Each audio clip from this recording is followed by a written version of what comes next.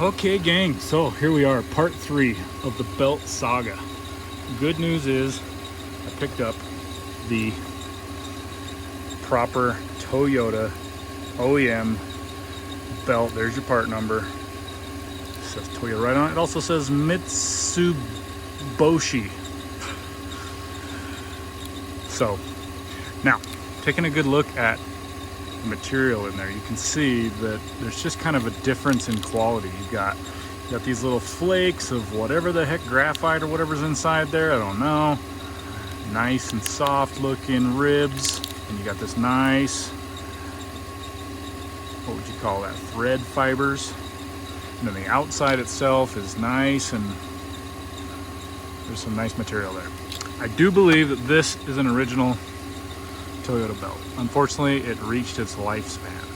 So now the noise itself is back. Okay, so if you saw the other video where I added the powder to it, that does seem to take care of it until squeaking, until you drive through another super wet environment, and then you're right back to square one. So if you've seen the part 2 of this series of the belt saga, you'll know how many parts I've replaced on this thing. And so here we are, about ready to replace the belt.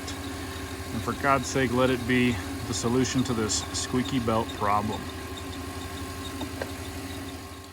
And now, by the way of instructions for how to change a belt, it's super rudimentary. But in case you found this video by looking up how to change your serpentine belt on your 100 series Land Cruiser, let me show you.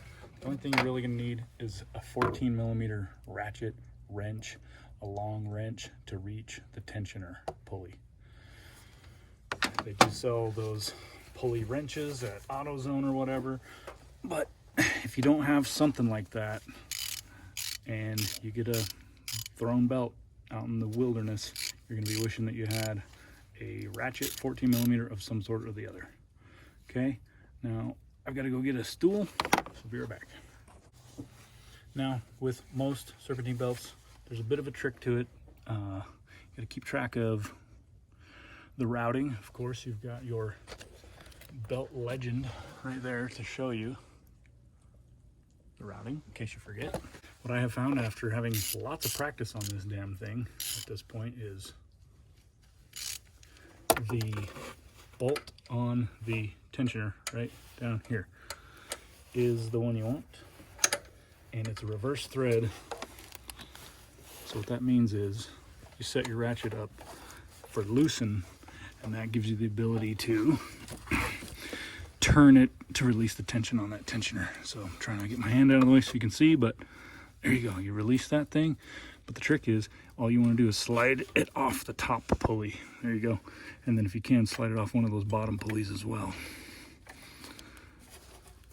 There we go. And then you can release the tensioner, and that's going to practically put your wrench all the way down to the fan there. So get that thing out of the way. Pull this whole freaking mess off of here.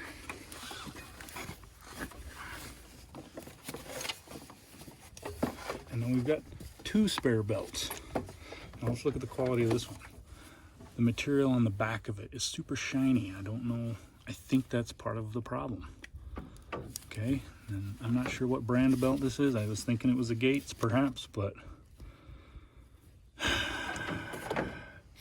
at this point I just believe that Toyota makes the best belts. I prefer to go with OEM when I can, especially on things that are like that power steering pump. I read a lot of forum posts about it, and they said, you know what, don't even bother with getting an aftermarket remanufactured thing for your power steering pump. And that's just one of those types of things where, you know, it's a major mechanical part that better be built properly and built right if you don't want to be stuck out in the middle of nowhere. And the first one that was on here lasted 220,000 miles, 210,000 miles, so it's a worthwhile investment to put $450 back into proper mechanical parts. So now this part's a little bit of a pain in the ass, but and also trying to do it with the camera here could prove to be impossible, so we're gonna try it though. And again, the trick is just to save putting the last part on to that top idler pulley last. I'm just gonna have to get this thing wrangled on there, and then I'll show you that last part. Sometimes I have more luck and get these things on quicker than other times, that's for sure. Sometimes you fight with them for 15 freaking minutes or more before it sees it your way. And their stool tries to slide out from you. That's perfect.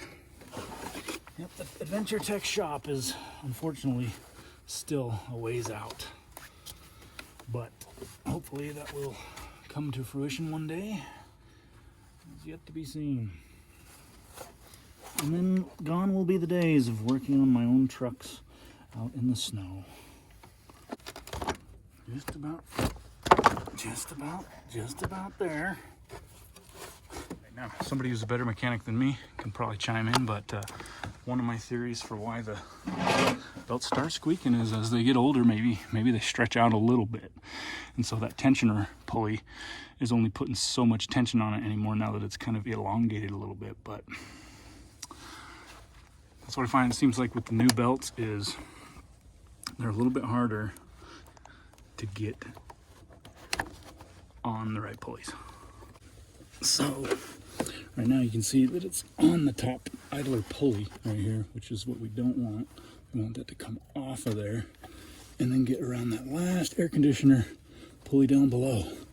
But with a new belt, you may have to apply that tensioner, release that tensioner, even to get it around that bigger pulley down below. So that's what we're gonna bank on. That's what we're gonna hope for. Come on, baby. Okay, here comes the tension. Try to get it all the way around that freaking air conditioner pulley down below, which you generally can't do. So that's why you pull it off the upper pulley, the upper top idler pulley. There, now we get it all the way, apply it all the way around except for on the upper one. If you look down there, you can see the belt is going around every pulley that we need, except for that very top little one. So now it's the last effort. Let's see if we can get it to work. I swear if you had 3 hands, sure would make this easier.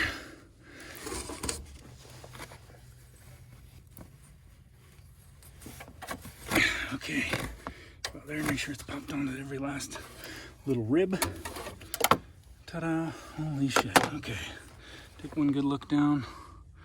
It's definitely on air conditioner pulley. Going around the fan, going around the crank, up onto the idler, down to the tensioner, over to the alternator, and up to the power steering. One last little peek down at the power steering, make sure it doesn't sneak off of there. Sure enough, there you go, we're good to go. All right, tool cleanup. Okay, let's hope that was the cure.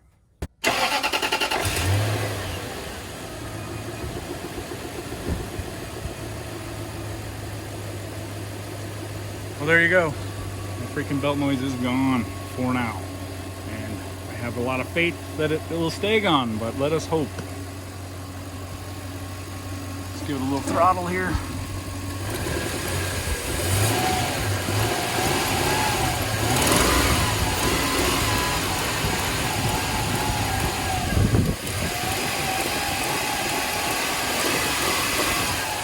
All right, well, there you have it, folks.